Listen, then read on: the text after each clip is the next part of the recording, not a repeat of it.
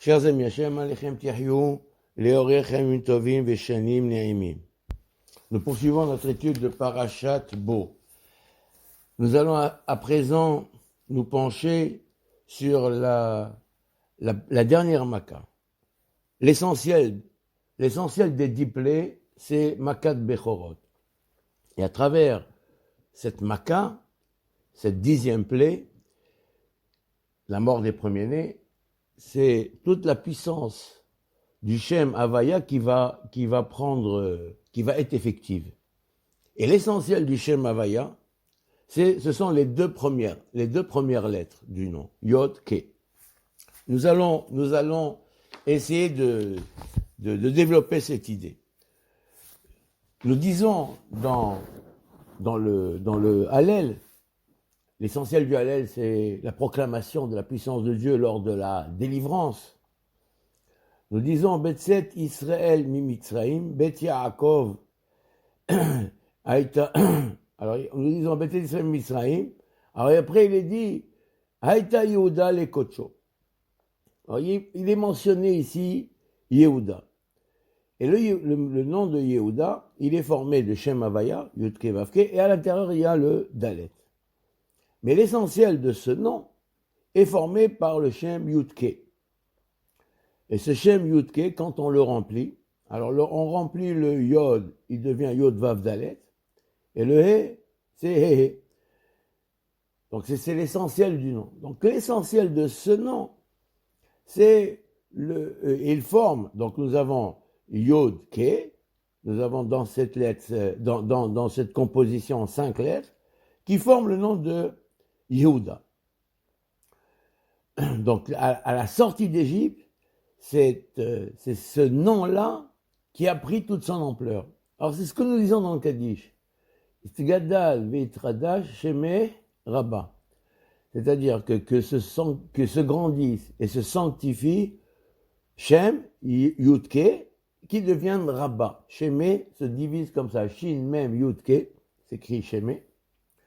Et le sens qu'il faut donner, le nom grand, que se grandisse, Itgadal veitradash, que se grandisse et se sanctifie le nom grand, le grand nom. Shemé, le nom, Rabba, grand. Mais Chachamim nous disent à quoi ça correspond. Que le Shem, Shemé s'écrit Shem, Mim, Shem, Shin, Mem, Yudke, que le Shem, Yudke, grandisse. Prendre de l'ampleur, s'amplifie, se développe, se déploie dans toute sa puissance. Donc c'est ce qui se passe lors de la sortie d'Égypte. C'est à cela que correspond le Yud-Ke qui prend le nom, qui prend la puissance Yud-Ke Vav-Ke, mais avec à l'intérieur, Shemé Rabba, avec à l'intérieur le Dalet de Yehuda.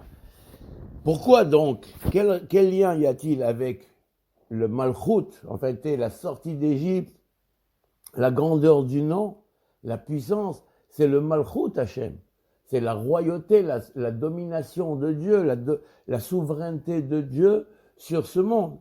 C'est ça ce que cela manifeste. Et ce nom-là, Yudke, a valeur numérique de 15. Et Yehuda, il lui est attribué, la royauté lui est attribuée, parce qu'il contient ce qui est dangereux quand on détient le pouvoir, c'est l'orgueil. Et la Makat Bechorot, elle vient détruire l'orgueil du système de la Touma de Pharaon et de l'Égypte. En effet, le mot orgueil suffisant s'écrit Ga'ava. Gava, valeur numérique de 15. Donc c'est l'orgueilleux, comme si que l'orgueilleux, c'est accaparé, c'est saisi, et c'est accaparé du Shem Yudke, valeur numérique de 15. Alors nous dit le Hari, comment annuler l'orgueil? Quelqu'un veut travailler sur son orgueil et annuler son orgueil, adopter la vertu de la modestie, de l'humilité, alors il doit faire une kavana particulière qui est le Shem Yudke, le Shem Yudke Bemilouhin, comme nous l'avons dit, Yod s'écrit Yod Vav Dalet, donc il va imaginer le Shem Yud Ke, il regarde la lettre Yod et Ke, puis il développe ces deux lettres, et il va en faire Yod Vav Dalet, et c'est quoi He, deux He, valeur numérique de 30. Donc c'est comme si qu'il va amplifier le Shem Havaya, lui donner la valeur numérique de 30 pour atténuer, limiter et éliminer tout l'orgueil qui pourrait l'habiter, tout l'orgueil qu'il peut avoir en lui. Pharaon lui-même, nous avons vu que Pharaon maîtrisait le Shem Elohim. Et le Shem Elohim est composé de 5 lettres. Aleph, Lamed, He, Yod, Mem. Et il était suffisant, arrogant, il possédait l'orgueil à son extrême, ainsi que nous l'avons dit. Mais d'où a-t-il tiré, de quel élément a-t-il tiré cet orgueil? Alors nous disent les Mfarshim qu'il a tiré son orgueil, valeur numérique de 15, de l'intérieur du Shem Elohim, qui est du He et du Yod qui sont à l'intérieur du Shem Elohim. Et c'est là qu'il a tiré. Donc quand on retire à Elohim le Yod Ke, il reste Ilem. Il reste le fait qu'on soit muet. C'est comme, il reste plus d'énergie. C'est une statue muette qui reste. Donc en retirant en s'accaparant le Yud-Ke et en faisant son propre orgueil, donc il a rendu le système de Dieu muet. Il aime, ça veut dire muet. C'est comme si qu'on a quelque chose qui ne bouge pas, qui ne peut pas s'exprimer.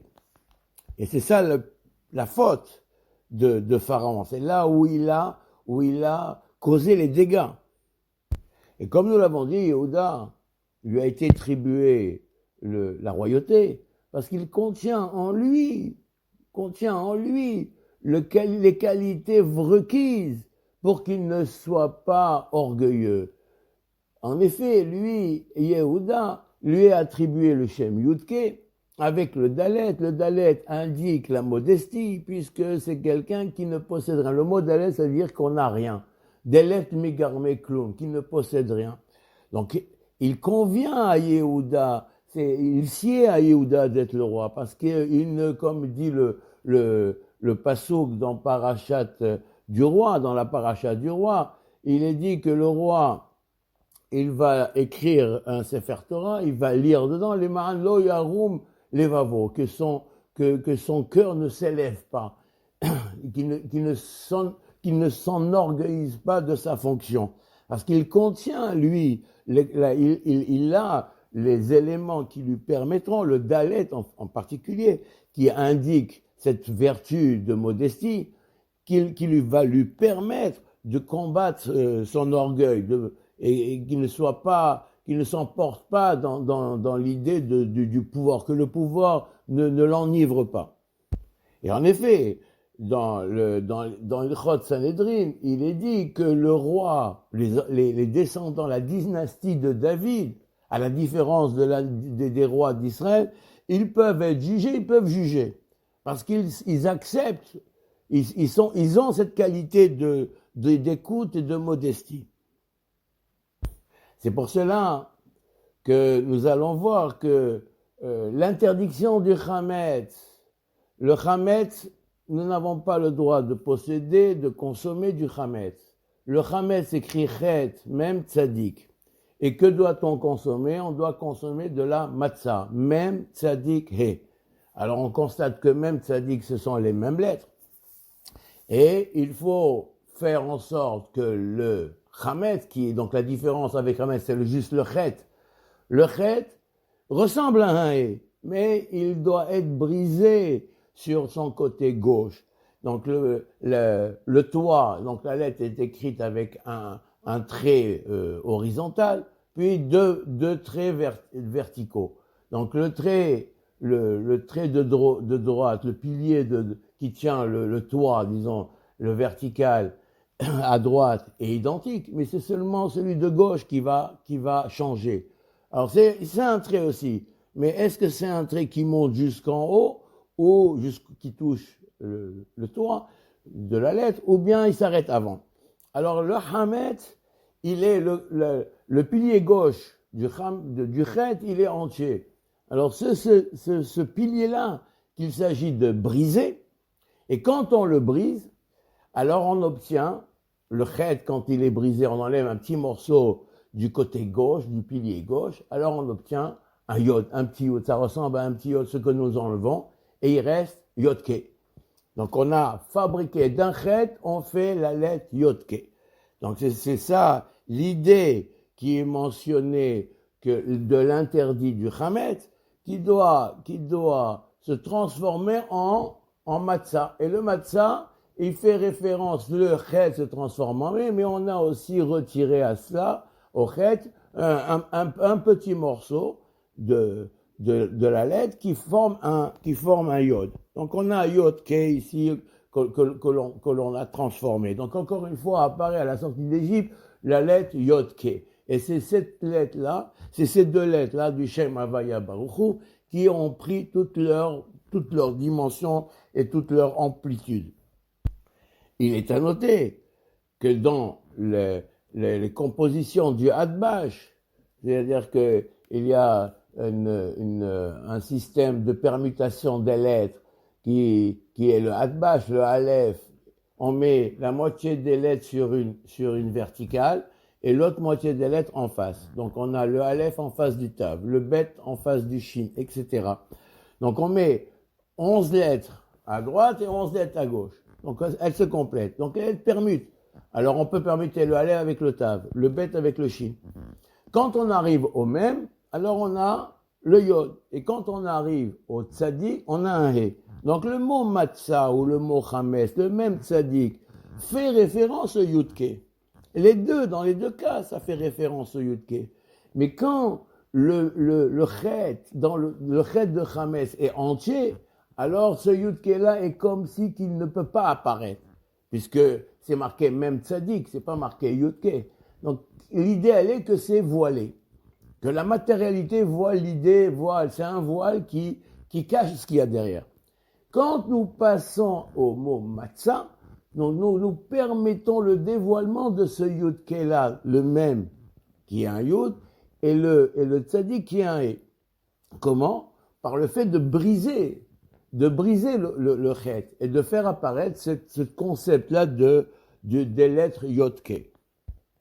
Ça, c'est l'idée qui est mentionnée à ce niveau-là. Et à la sortie d'Égypte, c'est exactement ce shem-là c'est le tikkun de ce shem-là, Yud-Ke, qui est total. Alors il reste donc à réparer le Vav-Ke. Donc il est dit que juste après la traversée de la mer, Amalek est venu combattre Israël, et là le pasuk dit Kiyad al-Kes Yah Milhama Amalek Midordor. On dit Rachamim Kiyad al-Kes Yah. Le Yah Yud-Ke est entier. Mais il manque le Vav-Ke, tant que Amalek est vivant, donc ça veut dire que la réalité de Amalek, le doute, la lutte, donc le Shem Havaya n'est pas entier.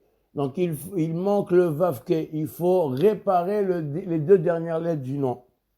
Et donc c'est le concept de l'exil. Donc durant tout, en Égypte, à la sortie d'Égypte, c'est les deux premières lettres du Shem qui ont été réparées, qui ont été établies de manière parfaite. Et au cours de l'exil, tant que l'exil dure, alors c'est le Vav-Ke qui ne sont pas parfaits. Alors il faut les réparer. Alors cet exil-là est attribué, le dernier exil est attribué à Rome. C'est l'exil, c'est l'Empire romain qui a détruit le temple et qui a exilé, et de ce fait, l'Am Israël a été exilé aux quatre coins de la terre. Donc c'est ça l'exil. L'exil est attribué. Alors qu'est-ce que la Gemara dit? Comment la ville de Rome a été construite? Alors l'ange, au moment où Shlomo HaMelech s'est s'est marié avec la fille de Pharaon, l'archange Gabriel a pris un canet, un bâton, et l'a planté dans la mer, et c'est à partir de là que s'est formé l'Empire romain. Donc c'est cette image-là, cette Agada-là nous indique que le canet, donc c'est le roseau, un long roseau, qui s'écrit Kouf, Nun, He, c'est ça qui fait en sorte que l'exil perdure. Donc, et comment cet exil prendra fin? Comme il est dit dans le pasuk, Hine anochi sholiach lachem et Elia anavi. Voici, Hine, He, Nun, He, je vous envoie pour vous annoncer la délivrance, le prophète Eliaou. Donc, il s'agit donc de quoi? Que le canet doit se transformer en Hine. Pour ce faire, il faut que le couple se brise et se transforme en haie. Donc c'est ça l'idée. Et si on casse le kouf et on le transforme en haie, on obtiendra Hevav. Donc c'est à la sortie d'Égypte, le Yod-Ké s'est formé, et à la fin des temps, le Vav-Ké sera entier. Alors c'est ça ce qui hok Israël, hok. Le mot hok, donc indique, nous voyons que dans les psukim, il est mentionné le mot hok, la loi gravée. Alors c'est quoi hok? Tant que le hok n'est pas réparé, donc ça veut dire le het, c'est le het de Hamet, il faut le réparer, donc il a été réparé, et nous reconduisons cette réparation d'année en année en éliminant le Hametz à Pessah et en consommant la matzah pendant la fête de Pessah. Donc nous reconduisons cette réparation-là. Et le kouf qui doit se transformer en haie se passera à la fin des temps, sera la délivrance, la réparation du kouf en haie qui va produire le vavke, comme nous l'avons dit, se produira à la fin des temps de manière parfaite. C'est le mot hok. Het, c'est fait référence au Hametz, et Kouf fait référence au Canet. Et la sortie d'Égypte, si on veut, c'est une première étape du dévoilement du Shem Havaya Baruch Hu dans son entier. Et on peut remarquer qu'en fait, celui qui a causé en fait qui a créé un écran sur le Shem Havaya, c'est Adam Arishon quand il a commis la faute. Et non, Rabbeinu Hari nous dit que la sortie d'Égypte, en fait, c'est les Neshamot de plusieurs générations qui vont sortir d'Égypte. Qui sont-ils? Ce sont les générations de Dor HaMaboul, et qui seront reconduits dans Dor HaPalaga, les gens qui ont fait la tour, puis dans la ville de Sodome, et puis c'est eux qui sortiront plus tard d'Égypte. Ce sont les Neshamot, c'est un processus de réparation des âmes, qui sont en fait les âmes de Ham Israël qui recevront la Torah. Et lors de la Kabbalat Torah, ce Shem Havaya est dans son amplitude la plus puissante. Alors comment nous remarquons que ce processus des générations répare les différentes le processus des générations, c'est les étapes du dévoilement du Shem Havaya, la progression. Alors nous remarquons que de Adam jusqu'à Dor HaMaboul, il y a 10 générations. Cela correspond au Yod du Shem Havaya. Puis vient la génération de Péleg, où il y a eu Dor HaPalaga. Et quand on compte les individus, les générations, on voit que c'est 5 générations après Noach. Puis vient la génération de Abraham, qui lui-même est 5e génération après Péleg, et la ville de Sodome. Mais Rabbeinu Hari indique que la destruction, on va informer, Akadosh Baruch Hu va informer Abraham qu'il s'apprête à détruire la ville de Sédom, après qu'il lui ait annoncé qu'il va avoir un fils, que Yitzhak va venir au monde. Et Abraham avait déjà eu Ishmaël. Donc la génération de Sodome est considérée comme étant la 6e génération depuis Dora Palaga. Donc on a le Vav. Et 5 générations plus tard, alors nous avons l'apparition de 5 générations, c'est la sortie d'Égypte. Alors ainsi qu'il est dit, alors qui sont-ils? C'est Yaakov, donc les générations sont 5. Donc nous avons, comme c'est considéré, au moment de Sodome, considéré que Yitzhak est déjà venu au monde, puisque l'annonce a été faite, et qu'Ishmaël existe. Donc la génération suivante, c'est Yaakov, donc nous avons Yaakov, Lévi, Kehat, Amram et Moshe. Moshe est le 5e. Et c'est Moshe qui sort les bénis Israël d'Égypte. Donc nous sommes à la sortie d'Égypte, nous sommes la 26e génération depuis Adam Arishon. Et ce 26-là, c'est à ça que correspond les 26 dans le Hallel Hagadol, Odul Hashem Kitov. Alors il y a 26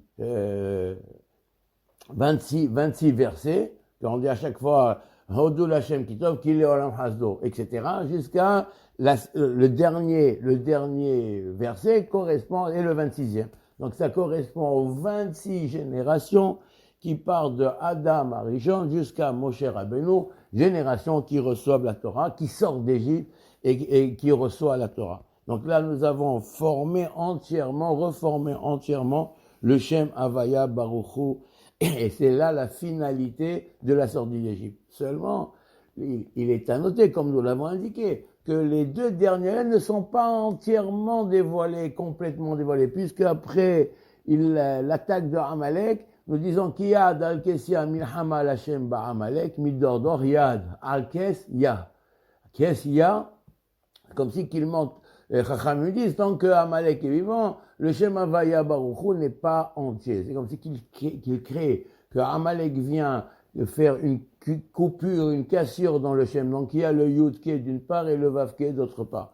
Et c'est là qu'intervient la longueur du galout qui doit permettre de réparer ce Vav Ke, ainsi que nous l'avons indiqué, que le Kanlé, le roseau, le long roseau qui indique que la puissance de Rome, et ça ressemble au fanion de Rome, qui a été planté dans la mer Kiag, le Rome qui a détruit le temple, le galout, en fait, c'est la puissance néfaste qui domine le galout, prendra fin quand le Kanlé sera brisé et qui se transformera en Hiné. Voici, je vous envoie